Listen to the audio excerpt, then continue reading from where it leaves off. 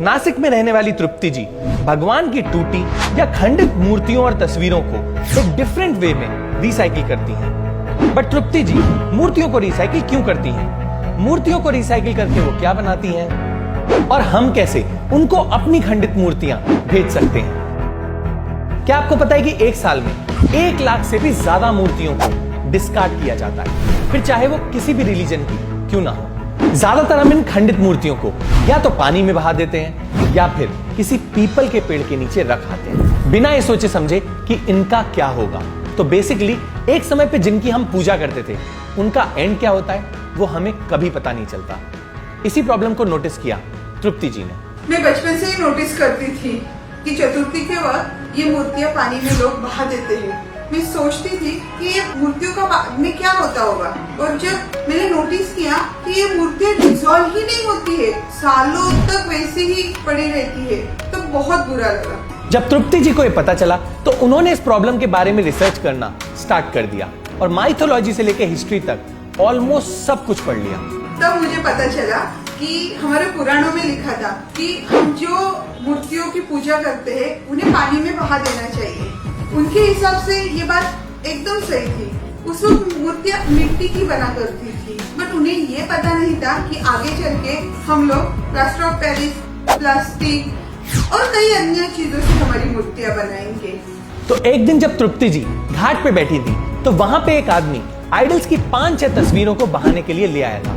तो तृप्ति जी ने डिसाइड किया कि वो इस बार जरूर उनसे बात करेंगी और उन्हें रोकने की कोशिश करेंगी। मैंने उनको बोला कि ये भगवान की तस्वीरें पानी में मत डालिए, तो वो थोड़े परेशान हो गए। बोले अगर पानी में ना डालूं तो इन तस्वीरों का क्या करूं? तो मेरे दिमाग में आया और मैंने उनको बोला ये बात, फोटोज में जो कागज रहता है वो कागज निकाल के उसे पानी में डिजॉल्व करके पौधों के लिए फर्टिलाइजर बना देंगे, और बची हुई जो आपकी फ्रेम रहेगी उसको किसी और चीज के लिए भी यूज कर लेना। इस इंसिडेंट से तृप्ति जी को काफी मोटिवेशन मिला कि उन्होंने एटलीस्ट एक इंसान को पानी में तस्वीर डालने से रोका। तो उन्होंने डिसाइड किया कि वो ऐसी खंडित मूर्तियों को रिसाइकिल करेंगी, पर ये इतना आसान नहीं था। मैं मेरे घर की तस्वीरें और कुछ मूर्तियां लेके रिसाइकल के पास गई, तो उन्होंने पहले तो सब कुछ देख लिया, फिर बाद में बोले कि मैम नहीं, हम नहीं कर सकते, क्योंकि जैसे भगवान की तस्वीरें, वो थोड़ा डर रहे थे। इस बात से तृप्ति जी को काफी शॉक लगा और वो डिसअपॉइंट भी हुई, पर इस प्रॉब्लम की वजह से उन्होंने इस पूरे काम को बंद नहीं किया, बल्कि और रिसाइकलर से बात की और उन्हें बोला कि वो इन खंडित मूर्तियों की उत्तर पूजा कराएंगे। तब जाके फाइनली उनको एक रिसाइकलर मिला और ऐसे स्टार्ट हुआ संपूर्णम। हमने इस प्रोजेक्ट का नाम संपूर्णम रखा। मीन्स हम उन मूर्तियों को, फोटोज को एक पूर्णत्व दे रहे हैं, एक मीन्स कंप्लीशन दे रहे हैं। जब रिसाइकल की प्रोसेस स्टार्ट होती है उससे पहले हम इन सब मूर्तियों की, फोटोज की उत्तर पूजा कर लेते हैं, जिससे किसी भी इमोशंस को हर्ट नहीं हो पाएगा। तो अब देखते हैं तृप्ति जी इन मूर्तियों और तस्वीरों को रिसाइकिल करके क्या बनाती हैं। जो प्लास्टिक की मूर्तिज रहती है, मेटल की मूर्तिज रहती है, उनको मेल्ट करके क्यूब्स बनाया जाता है, और जो प्लास्टर ऑफ पेरिस रहता है उसको पाउडर में कन्वर्ट करते हैं और उसमें कुछ सीमेंट मिक्स करके उसके ब्रिक्स बनाए जाते हैं और टॉयज बनाए जाते हैं। इस हिसाब से हम जो भी चीजें रहती है भगवान की, वो सब रिसाइकल करते हैं। ये बात धीरे धीरे करके रिश्तेदारों से दोस्तों तक, दोस्तों से और दोस्तों तक फैलने लगी और लोग दूर दूर से अपनी खंडित मूर्तियां तृप्ति जी को भेजने लगे। इतना ही नहीं, तृप्ति जी हमारे पूर्वजों की तस्वीरें जो खराब हो जाती हैं उन्हें भी रिसाइकिल करती हैं। एक बार एक आंटी ने मुझे ना 90 to 95 साल पुरानी मूर्ति दी थी। मुझे बोलते हैं कि तृप्ति, तुमने मेरा पूरा टेंशन ले लिया। वो बहुत एक ऐसे रिलैक्स फील कर रही थी। तब मुझे एहसास हुआ कि मैं सिर्फ भगवान की अवहेलना नहीं रोक रही हूँ, मैं लोगों को उनके भगवान के प्रति होने वाले इमोशंस पे भी सपोर्ट कर रही हूँ।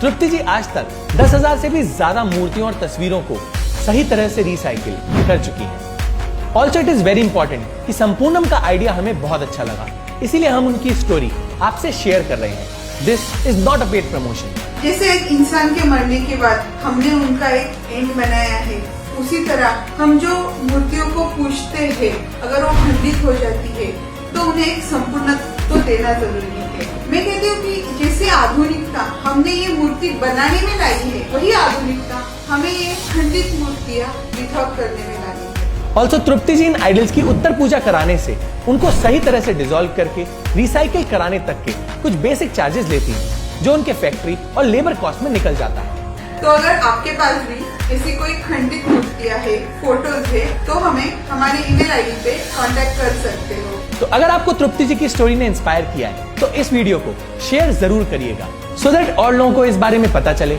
और सब लोग अपने आइडल्स को पानी में ना बहाएं और ना ही पीपल के पेड़ के नीचे रखें, बल्कि तृप्ति जी को दें जो उनको सही तरह से रिसाइकिल कर सके। That's it for this video. See you next Wednesday. हम ऐसे ही एनवायरमेंट अवेयरनेस पे फिल्म्स बनाते हैं, तो अगर आप एनवायरमेंट को लेकर थोड़ा सा भी सीरियस हैं और उसे सेव करना चाहते हैं तो आप इको फ्रीक्स नाम के फेसबुक ग्रुप को ज्वाइन कर सकते हैं। इसमें हम ऐसे लोगों की कम्युनिटी बनाना चाहते हैं जो एनवायरमेंट के बेटरमेंट के लिए कुछ कर रहे हो। तो अगर आप किसी ऐसे को जानते हैं या आप खुद कुछ ऐसा कर रहे हैं तो आप इस ग्रुप में जाके पोस्ट कर सकते हैं, सो दैट और लोगों को इसके बारे में पता चले। लिंक डिस्क्रिप्शन में मेंशन है। Thank you and take care.